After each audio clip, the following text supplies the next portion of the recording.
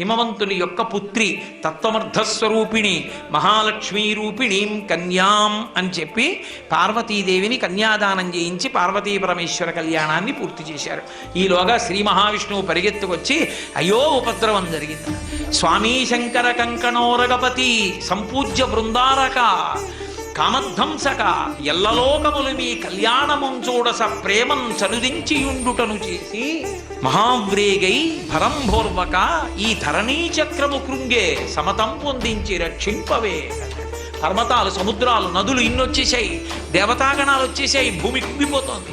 మీ కళ్యాణానికి ఇంతమంది రావడంలో అటు బరువు తగ్గింది, ఇటు బరువు ఎక్కువైంది. అయ్యా ఈ భూమిని రక్షించండి అన్నారు.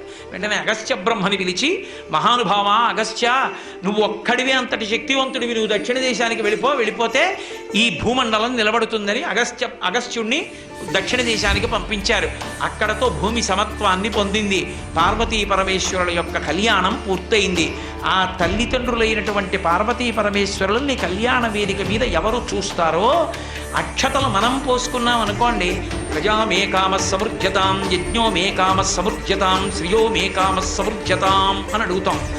నాకు ఐశ్వర్యము కలుగుగాక, సంతానము కలుగుగాక, అలాగే యజ్ఞములు చేసేటటువంటి అధికారము కలుగుగాక, నాకు అటువంటి అదృష్టము కలుగుగాక అని.